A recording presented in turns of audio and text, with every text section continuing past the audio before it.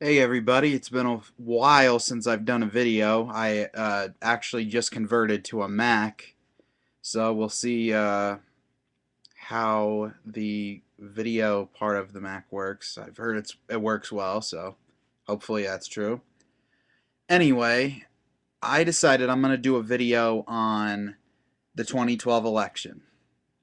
Yeah, it's a little early. It's only April 1st of 2011. The elections are November something of 2012, but as I say, it's never too early. Especially considering in 2008 there were already like probably 20 candidates. There have been almost no candidates so far, but that's actually a little interesting. Eh. Anyway, I'm gonna go with my predictions. Okay, so the first prediction I have, I'm going to go through the Senate. Due to retirements, the Republicans are definitely going to, well, I guess a retirement. Republicans are definitely going to pick up North Dakota. That's a guarantee. They're going to pick up Nebraska because of Ben Nelson trying to be a Republican light. People are going to elect a real Republican instead of him, and I'm actually glad to see him go. Um, I think it's pretty safe that the Democrats are going to pick up Scott Brown's seat in Massachusetts. Seems like it was kind of a fluke, uh, especially considering it's going to be an election year and whoever the Democratic candidate is going to probably ride the coattails of Obama. But now we go to the battleground states where it's actually kind of interesting. Okay, so we've got Montana, Missouri, Virginia, and Florida. Florida, I will tell you right now, I will call this right now, will be retained by the Democrats. Bill Nelson has been around since I think 1996. He has relatively high approval ratings. They've done a lot of polling already, and he consistently beats any opponent. Um, so I'm going to call that for the Democrats. Virginia, I'm also going to call for the Democrats because it appears Jim Webb is retiring and Tim Kaine is likely to run for that seat. Tim Kaine is actually uh, a stronger candidate than Jim Webb was. So, and they're gonna have, oh, what's his name? What's that guy's name? The Republican who lost in 2006. He's not gonna get it. No way. Um, so I'm gonna call those two for the Democrats. The next two are a little bit more interesting. They're Missouri and Montana. These ones honestly could go either way. I, it's really hard calling these. Missouri, it's Claire McCaskill, who recently has been trying to be more of a centrist and doing what I'd call political publicity stunts that have actually been boosting our approval ratings in Missouri. She was that race she won was one of the closest in 2006. So if I had to bet, I'd say she'd narrowly win. Montana actually was the closest race in 2006, and John Tester is running for re-election. Not sure he's going to be able to pull that off. I think the Republicans do some recruiting. I think they'll be able to win that because Montana typically goes for Republicans in presidential elections, and coattails work both ways. So a lot of people always say they always bring up presidential coattails for the winner, but even the loser, if they're popular in the state, can affect the outcome of down ballot elections. So I'm actually going to predict Montana will go to the Republicans.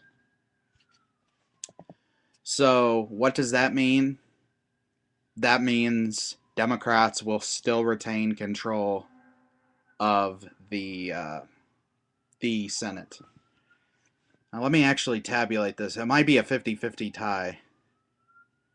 Okay. 3 plus 1. No, they'll control it 51-49. If they lose Missouri too, it'll be a 50-50 tie, which still means the Democrats control the Senate. Barely. Either way, they're barely going to control the Senate. I don't think the Republicans are going to gain control of the Senate in 2012. I'm one of the only people who's predicting that, but we'll see over a year from now.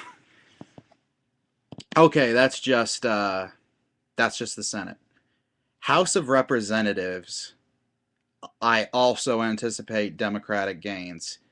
And some people might think this is wishful thinking on my part, but honestly, I think the Democrats are heading for a very, very good election in 2012. There were 8 races that were decided by less than 2%. And all of those just narrowly went to the Republicans. And that was in the when the Republicans had a 7% lead on the generic ballot. They're not going to have a 7% lead on the generic ballot in 2012. It's probably going to be about a 10% flip. So those 8 seats are gone. They are gone for sure. And then there were an additional 8 seats that were decided by less than 5%.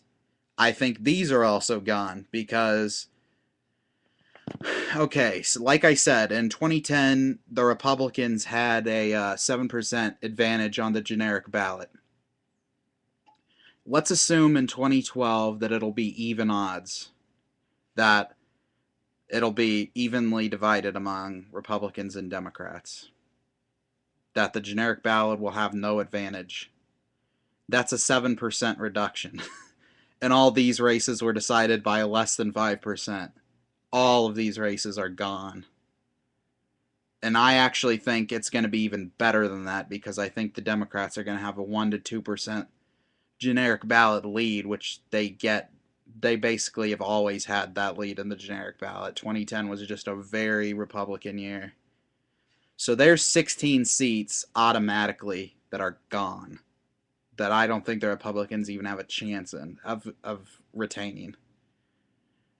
But there are actually some other opportunities. I'll hold on, let me find them. Yes, I'm reading from a Word document. Okay, one is Indiana's 2nd district. Redistricting might leave this. There's a relatively weak Republican incumbent there. Florida 25th. The Republican freshman there has gotten so many there's so many ethical questions involving this guy that he's screwed. Florida's 22nd is Allen West's home district. Allen West is a crazy son of a bitch.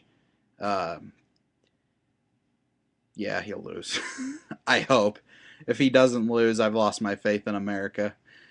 Not that I really had much. Okay, New York 25th. There is redistricting, and I think that will work to the favor of the Democrats, considering the legislature there. And not only that, but the incumbent there is kind of shifted to the right since the Republicans took power. Then there's Pennsylvania's 7th district. That was Joe Sestak's old district. He only lost because he wasn't running. He was running for Senate. I'm sure he'll run again and easily take that seat back. Pennsylvania 8th. The Republican incumbent here has lost the seat more than once. And same with Pennsylvania 10th. The Republican incumbent has lost their seat like twice before, I think. So they should be really vulnerable. So anyway, of all those, let me count them. Okay, so that leaves 23 seats that are likely to go to the Democrats. Used to be in Republican hands. Did I just say 23? Short-term memory sucks. Okay, so that means it would be 219 to 216. Republicans would still have control of the House, but they would have it very narrowly. Very, very, very narrowly. So, basically, my prediction is if you think things are divided now, they're about to get even more divided in 2012. As for Obama, I think he's going to absolutely coast to re-election. I'm not going to vote for him because I think he's basically a closet Republican. But I think he'll win Nevada, Colorado, Florida, Iowa, New Hampshire, New Mexico, North Carolina, Ohio, Virginia, and he even has a chance in Missouri. And a lot of these places he has a chance because of the Republicans and what they've been doing since they were elected. In Wisconsin, for instance, the union stripping bill, Maine trying to roll back child labor laws, uh, Pennsylvania and Ohio and Indiana, all trying to limit collective bargaining. Rick Scott is like one crazy fuck down there in Florida. I could name so many things about Rick Scott. They're all producing a bunch of backlash. Even in Iowa, what the Republican legislature is doing has been producing backlash, banning abortion, trying to ban gay marriage. They're, the Republicans are the Democrats' best friend. Their agenda so far is just doing nothing but alienate people. So that's my prediction. My prediction is Democrats will have a very good year in 2012, but they'll probably do what they've always done when they have a good year and just not do shit with their newfound electoral power, because that's typically what Democrats do. All right, let me know what you think. Make a video response, do whatever. These are my 2012 predictions. On the first Tuesday in November, we'll see if I was right or wrong.